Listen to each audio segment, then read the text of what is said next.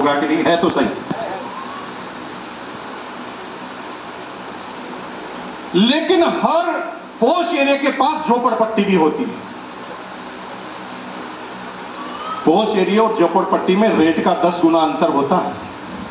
एक जगह 500 रुपए स्क्वायर फीट तो दूसरी जगह 5000 रुपए स्क्वायर फीट रेट होती है। 500 मीटर की दूरी होती है। 500 मीटर में वातावरण नहीं बदलता, 500 मीटर में जलवायु नहीं बदलती, 500 मीटर में वाटर लेवल नहीं बदलता, 500 मीटर में रेलवे स्टेशन से दूरी नहीं बदलती। लेकिन रेट में 10 गुना अंतर इसलिए है क्योंकि एक जगह कामयाब लोगों की संगत है, एक जगह नाकामयाब लोगों की। और कामयाब आदमी अपनी संगत को सही करने के लिए अरबों रुपए निछावर कर देता है। मरीन ड्राइव पर मेरा मकान होना चाहिए, अरे बॉम्बे के किसी एरिया में भी रह सकता है ना वो, लेकिन उसे पता है कि मैं जिस संगत में रहूंगा वैसा ही मेरा दिमाग काम करेगा। अगर मेरी संगत गलत है तो दिमाग गलत काम करेगा। मेरे भाई, ताज पैलेस होटल है मुंबई में, जो पहली होटल थी मुंबई की टाटा की, ताज पैलेस। उसमें एक प्रेसिडेंशियल सूट है, उसका एक दिन का किराया है 8 लाख रुपए। कितना? और अगले 16 सालों तक बुक है। तुम जाना चाहो तो नहीं जा सकते 8 लाख में।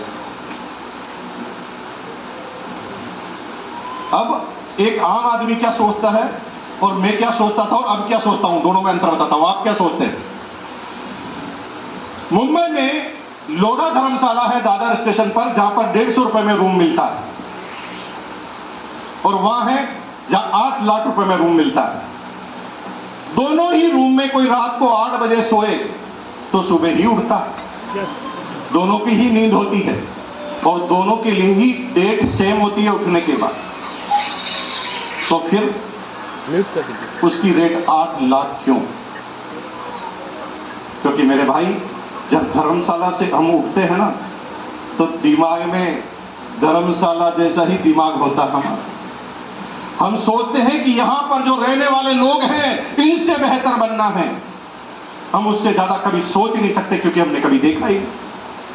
लेकिन जब उस होटल ताज के सुबह आप उठकर, अभी बहुत सारी चीजें टूटना बाकी है भैया, ये टूट चुकी है, इसको बदल लो, ये टूट चुकी है, वापस गिरोगे आप।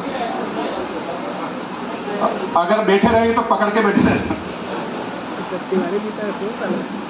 एक्चुअल में क्या, ज्ञान से वजन बढ़ जाता है, बाकी नहीं होता। अभी सब लोग ना जब बैठे तो अपनी चेयर को पकड़ कर बैठे, क्योंकि धीरे धीरे आपके अंदर वजन बढ़ेगा। अभी 50-60 किलो वजन बढ़ जाएगा, टूट सकता है कुछ भी। चलो कोई बात नहीं,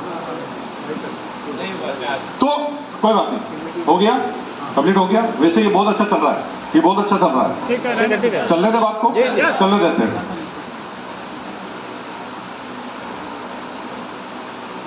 कोई आदमी ये सोचता है ना कि कामयाबी दिमाग की वजह से मिलती है, तो इस गलत फहमी में मत रहना। दिमाग तो झोपड़पट्टी में भी पैदा हो सकता है, ये तो अल्लाह और भगवान की देन है। इसमें कोई आदमी क्या करेगा? मेरे भाई, दिमाग तो झोपड़पट्टी में भी होता है, लेकिन उसे संगत नहीं मिलती कामयाब लोगों की। इसलिए झोपड़पट्टी का दिमागदार आदमी केले का होलसेल कारोबार करता है और केले का टॉप व्यापारी बन सकता है, और रतन टाटा जैसी इंडस्ट्रीज खड़ी नहीं कर सकता, क्योंकि उसके सारे दोस्त पूरे दिन भर छोटे बिजनेस की बात करते। मैंने पतंग की दुकान लगा ली, 3 रुपए 20 पैसे से पतंग की दुकान लगाई, और आपको आश्चर्य होगा कि एक सीजन यानी 3 महीने में पैसे को डबल कर दिया। 6ठी क्लास में, 6ठी क्लास में 3 महीने में पैसे डबल। वहां से मेरी एंटरप्रेन्योरशिप की जर्नी चालू हुई, जो फिर कभी रुकी ही नहीं। अब मैं हर चीज में बिजनेस ढूंढता था। राखी आती थी, लोग राखी बंधवाने की तैयारी करते थे, मैं राखी की दुकान खोलने की तैयारी करता था। दिवाली पर फटाके चलाने की तैयारी करते थे, मैं फटाकों की दुकान लगा लेता था। होली पर लोग कलर लगाने की प्लानिंग करते थे, मैं कलर की दुकान लगा लेता था। लेकिन सीजनेबल बिजनेस से मेरा व्यापार पूरा नहीं होता था, तो सारे बच्चे कंचे खेलते थे। क्या बोलते हैं आपके यहाँ पर? कंचे, गोटी, हाँ, कंचे खेलते थे। मैं क्या करता था पता?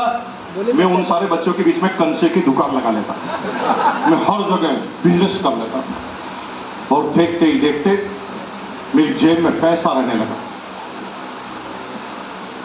10वीं क्लास में पार्ट टाइम में मेरे टीचर से इनकम मेरी ज्यादा थी। हेलो, कौन सी क्लास में?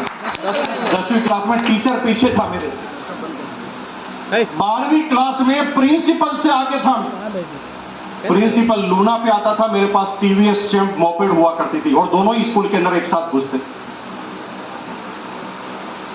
11वीं क्लास में आते बड़े बिजनेस करना चालू कर दिया।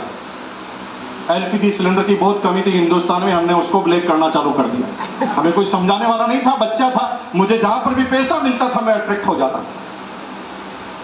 प्लान श्रीवास्तव जी अभी बताते होंगे आप, हम प्लान बचपन में ही बताते थे। बड़ी फैमिली और छोटी फैमिली का अंतर करके छोटी फैमिली के घर पर जाते थे और उन्हें प्लान समझाते थे। कहते थे सरकार तुम्हें महीने के 2